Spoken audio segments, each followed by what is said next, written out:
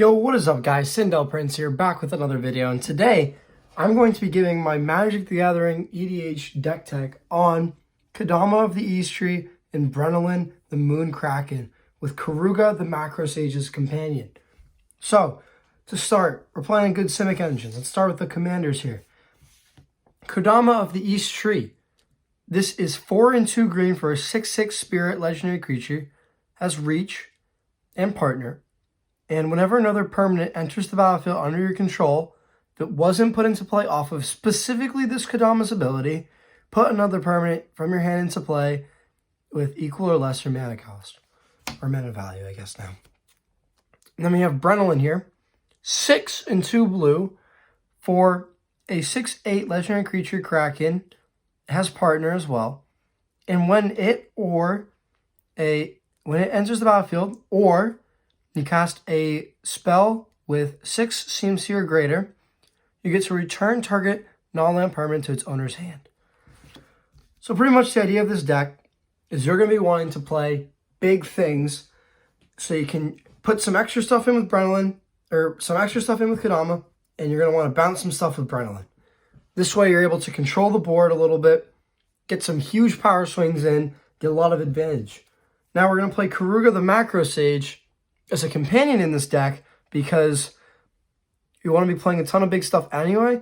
I think it's okay that you lose a couple of key spells, such as Soul Ring and Arcane Signet and other forms of cheap ramp, to play an interesting companion in your companion zone. I think another charm of the deck is by saying you have a dinosaur. It makes the deck seem a little more light, because Kodama does have typically a bad name for it, because it's a really strong card on its own, especially compared with the Sakashima, which is in the deck, and it is up to you as to whether or not you want to use the combo. I personally have it, and I only use it in sort of situations where I don't want the game to go on much longer. But for those of you who don't know, what Keruga actually says is he's 3 and 2 hybrid mana, which means you can spend either green or blue on a 5/4 legendary creature dinosaur hippo. Sounds perfect. So, he has companion, which means it starts as effectively a third commander outside of your deck.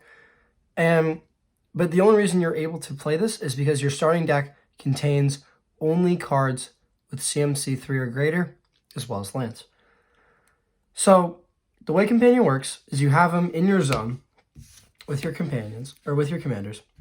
And at some point during the game, you're able to pay 3 mana to put them into your hand with some of your other cards. This allows you to play this almost sort of in a way third commander, so that you are able to, play with a little less deck space. But that's not the important part. The important part is the effect here is which, when he enters the battlefield, you draw a card for each permanent you control with CMC 3 or greater. It's such a powerful effect in the game, because it draws you a ton of cards for 5 mana. Since everything costs 3, every permanent you control except for lands, you draw a card. So it draws you a ton of cards, which is just such a helpful and definitely needed part of this deck. A lot of drawing cards. So when we play with these commanders, we got to know what we have in the deck here. It's a creature-based deck, but I think we're going to start here with the Planeswalkers. We're playing 4 of them here. One of them is Vivian, Champion of the Wilds. Overall, she's a really solid Planeswalker. She has an static effect that you can cast creature spells as though they have flash, which is sometimes helpful. Kind of depends on the situation.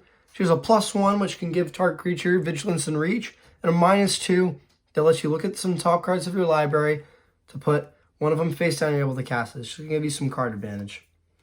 Vivian Monster's Advocate lets you cast creatures off the top of the deck, has a +1 that puts a 3/3 into play, and a -2 that can put any creature in your deck into play, especially if you use it properly. Next up, Garruk, Primal Hunter. This is a 5 mana. You pretty much play for this -3. 5 mana for a Garruk Planeswalker 3 loyalty. Draw a card for each, for the greatest power among creatures you control. So you play them, you can minus them immediately, or if you think you can protect them pretty well, you can always use that +1 to make a 3/3 beast, and that ultimate is still not the worst. And of course, one of the MVPs of this deck, an Oko, Thief of Crowns. I have him in full art. He's at 3 CMC. This is one of the better Simic cards that you can be playing in a casual format. A +2 that makes food, a +1 that transforms something into an elk, and a -5 that can exchange your useless stuff for opponents' small artifacts. So overall, some decent planeswalkers here. Next up, we're going to go to the artifacts and enchantments, since most of them serve a very similar purpose in this deck. We're going to start off with the ones that ramp you. So we're not playing, obviously, Soul Ring and other really powerful fast mana that you normally would see in these other sorts of deck. However, we have stuff like Gift of Paradise, Find the Path, and Weirding Wood, which allow your lands to tap for additional mana, so it effectively is kind of like a 3-mana rock. This one gets you a clue, this one lets you venture into the dungeon, and this one gains you some life. So overall, not the worst cards ever, but they're certainly not the best, but they fit the deck, honestly, pretty well. To pair with them, we have one copy of Midnight Clock and a copy of Decanter of Endless Water. These are both mana rocks that can tap for a mana. This one lets you have no maximum hand size, which is especially important when you have a lot of cards in your hand. You're drawing tons and tons of cards. Midnight Clock over here, you tap for a blue, and you can pay 2 and a blue to put a counter on it. And what do these counters do, you may ask? Well, if you have 12 counters on it, you get to Time Twister, essentially. Get to shuffle your hand engraved into your deck, draw 7 new cards. Also puts a counter on it during each upkeep. So it's overall just a good card to use, a good mana sink, somewhere you can dump some mana if you're out of gas. So to continue for these, we have some card draw ones. We have Garruk's Uprising. Whenever a creature enters the battlefield, power 4 or greater, you draw a card. That's usually a good portion of the deck. As well as a copy of Rhystic Study, which I know is in a different sleeve. I'm sorry. However, whenever an opponent casts a spell, they got to pay 1. If not, draw a card. These cards are extremely good because they allow you to draw cards. Same here with Lifecrafter's Bestiary. At the beginning of your upkeep, you scry 1, which is already a solid effect. It's not something that's usually looked down upon. You can also, whenever you cast a creature spell, you can pay a green if you do draw a card. So just some card draw. As well as Court of Bounty at the 4-mana slot. When it enters the battlefield, you become the Monarch. At the beginning of your upkeep, you either put a land into play, or if you're the Monarch, you can also put a creature into play instead. So this is going to allow you to get around some big mana costs. It's going to allow some bigger plays, especially if you can hold on to that Monarch. And to round off the artifacts and enchantments, we have one copy of, I'm not even going to try and pronounce this card's name. You can give it a go in the comments if you'd like. It turns something an opponent controls into a 0/1 fish, which makes it extremely hard for them to use the abilities, especially if you put on a very key commander. Makes it so they can't really attack. They can block it, but they can't really attack, and has no abilities. So they're forced to kill it. So to continue their game plan, it really just throws like a wrench in the whole thing. And one of the MVPs of this deck, a copy of Trinisphere. This makes everything cost at least 3 mana, which is extremely huge because when your deck, by nature, because of your Keruga, is going to make everything cost in your deck 3, you're going to want something that can like slow everyone down to your rate. And since your deck is extremely prepared for Trinisphere and the opponents are not, this is a huge card, very instrumental to the game. If you don't know, Trinisphere's exact words are, as long as it's untapped, controller of a spell must pay at least 3. And this, an important little ruling thing, this card, when there's something else on the field, say a Thalia, that's going to increase the cost of non-creature spells, it stacks. So if you have, for example, in play Trinisphere and the Thalia, a non-creature spell would have to cost 4 more. So that's an important piece of ruling that some people do not know. Onto the instants and sorceries, we have a good amount of those too. To start, we have a little bit of ramp in Cultivate and Kodama's Reach, since these cards here are just 3 mana, go find 2 lands, some of your better instants and sorceries ramp versions. And at the 4 mana slot, we have Skyshroud Claim and Migration Path. Migration Path is going to get you 2 different basics into play tapped. It also has cycling too, so later in the game, if you don't need the ramp, you can always pitch it a draw. Sky Shrouded Claim over here puts 2 forests into play. However, they get to come into play untapped. And especially in this deck, where a common curve is play land, pass, play land, pass, play land, tap 3 for something that's going to ramp you for usually 1 mana. Something like a Cultivate, a Kodama's Reach, maybe one of the enchantments such as like Weirding Wood. Next turn, you can always go Sky Shrouded Claim, put 2 forests into play, then use those 2 forests and an extra mana on another 3 mana ramp spell, which really sets you up for the game. After that, we have a good amount of card draw in this deck over here. At the 3 mana spot, we have Hunter's Insight and Windfall. Windfall is going to be able to wheel away hands that, especially opponents who are greedy and are drawing a ton of cards. Very useful. Just recycle your hand, get a new one. Hunter's Insight, you choose a target creature you control. When it deals combat damage, you draw that many cards. Usually around the average power level, or the power of creatures in your deck is around 6, without any buffs or anything. So this is going to be pretty reliably a 3 mana draw 6, which is always very welcome, if you ask me. Then we don't have anything at the 4 mana slot necessarily for draw.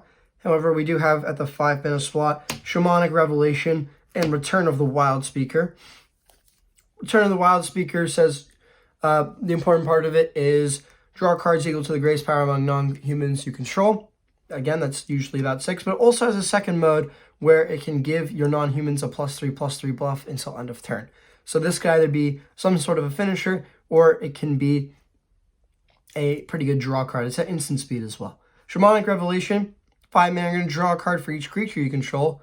You may think that this deck, although it plays a lot of big creatures, you may think that this card's not necessarily the best, but a lot of these big creatures are going to make you tokens, and once you hit these high mana values, after you get enough mana, you're going to be able to just play a ton of creatures. So this card's just going to draw you a ton of cards, giving you a ton of life. It's perfect in the deck. At the 6 mana slot, we have Rishkar's Expertise. This is the same thing as Garruk's Uprising, or Rise of the Wild Speaker, except you get to just put something into play, especially ones that you draw that you may not to play, or if you have something already in your hand, it's usually pretty good.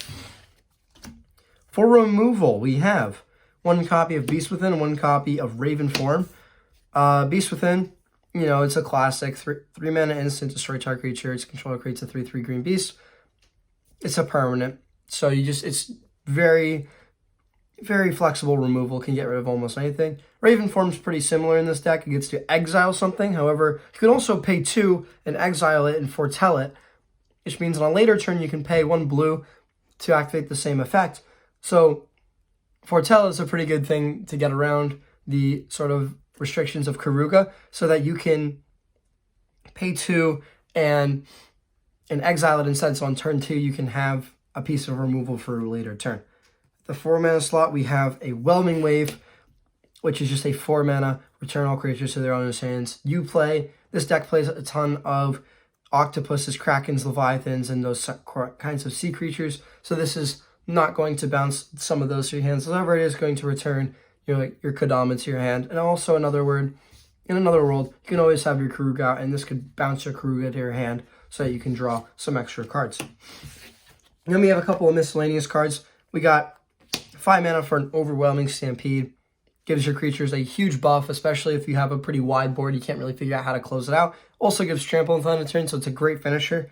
And Irenicus's Vile Duplication. This is a Sakashima on a sorcery. It's a really good card. Overall, it's going to make a copy of something, say your Kodama, but also some of your other powerful creatures. Next up, we have the creatures. We are playing a ton of these. So we're just going to go through these, and we're just going to talk about one by one. These are not going to be sorted, really, in any way, shape, or form. So first up, we have a Progenitor Mimic. This is 6 mana. It comes in as a clone of another creature. At the beginning of the upkeep, it makes a copy, like a second copy of it. So this has been really useful in stuff like where your opponent plays something big, or if you play something big that you really want to get out. It's just going to allow you to maybe draw cards, maybe get a big creature. I don't know.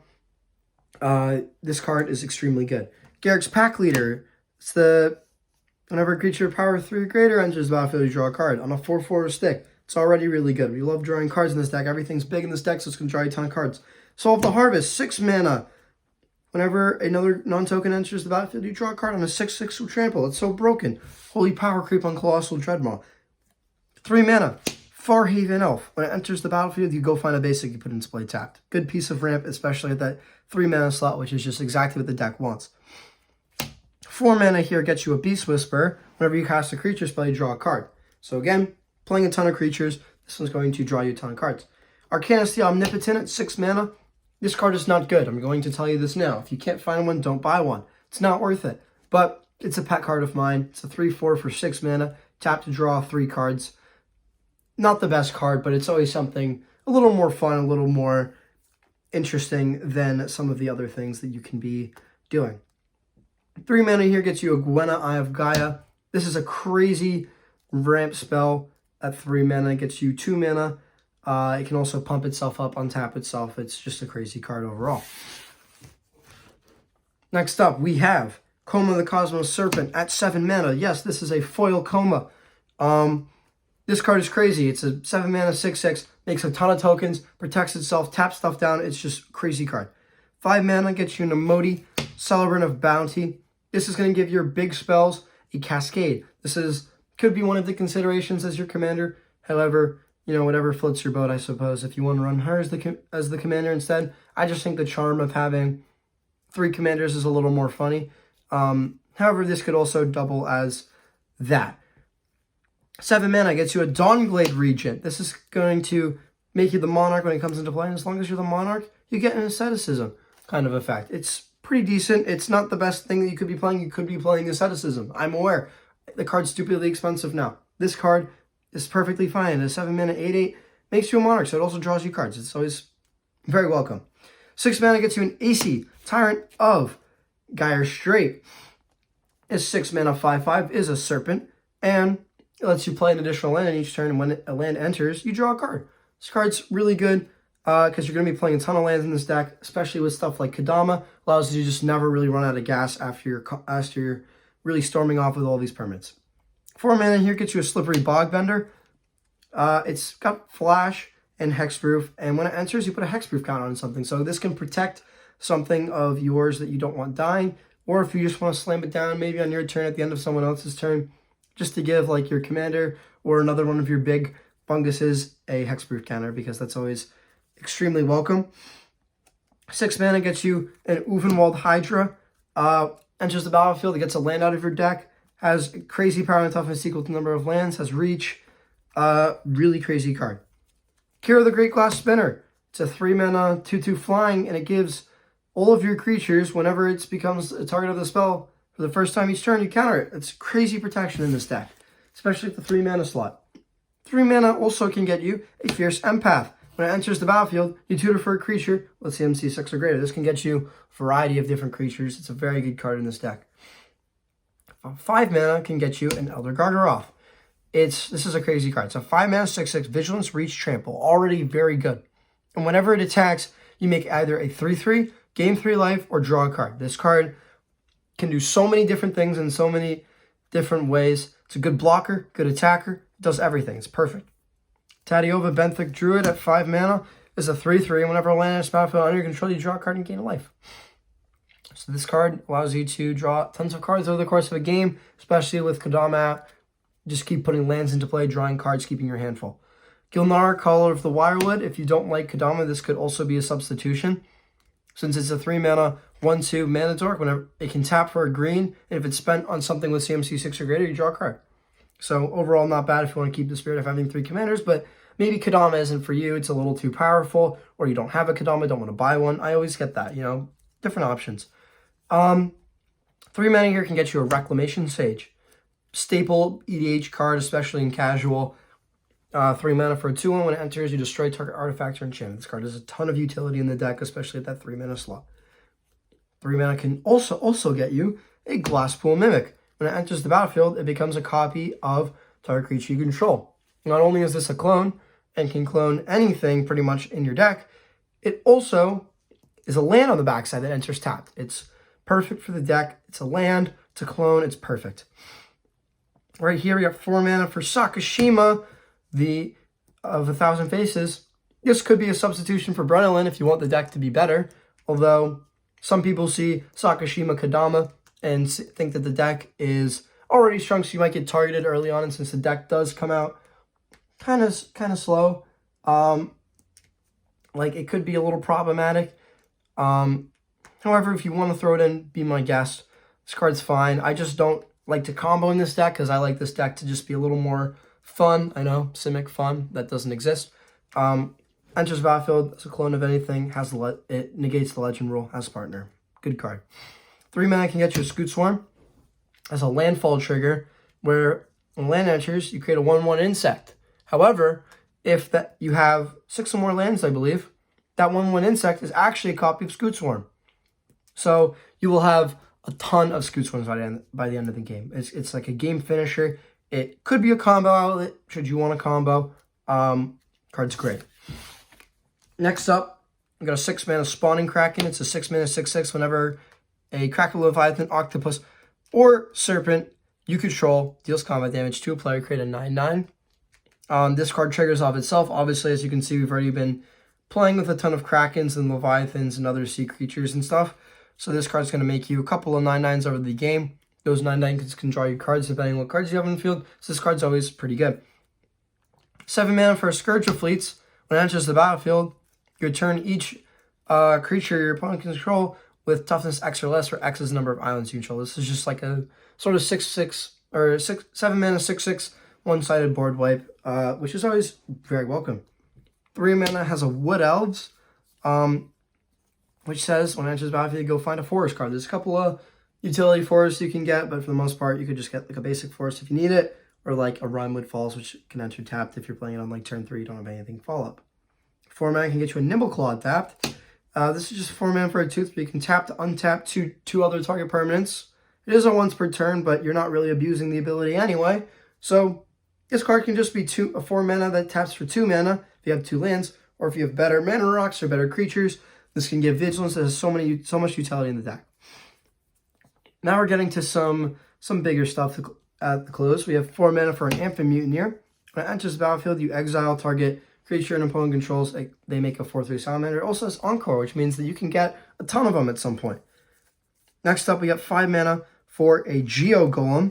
This is a 5/3. This is one of the better cards in the deck for 5 mana. Has Trample. And whenever it deals combat damage to a player, you can cast a commander from your command zone without paying any cost. This card's crazy because your commanders cost a ton already, so this could already be mana chained by smacking, getting a Kodama, and then having mana, probably 6 if you're playing this, usually on turn 4, because the common ramp theme could be on turn 3, you ramp for 1.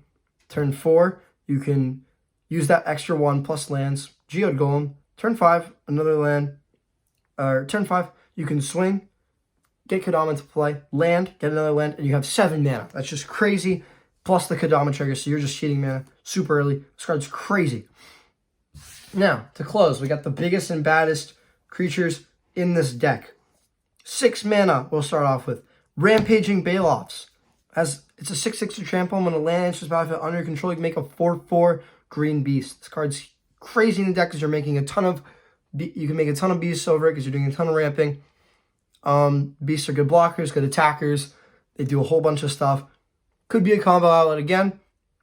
However, again, just like a big, huge thing to just put into play. 6 mana can also get you an Archetype of Imagination. It says creatures you control have flying. Creatures your opponents control cannot have or gain flying. So this just makes essentially all of your stuff unblocked unless they have like a reach or 2. However, this can just be a crazy finisher in most games. It's going to be a ton of games. For the close, we have Slinvada, the Rising Deep. This is 8 mana for an 80, but if you pay kicker, it has that Whelming Wave effect. So this can just be sort of like a one-sided board wipe. It's just, again, crazy card. I think one of the MVPs of this deck, especially at this casual level, and I'm so lucky to have one. 10 mana, 10/10 itself, Apex Devastator. Has 4 Cascades attached to it. So it's a 10 mana 10/10, which might seem a little bad.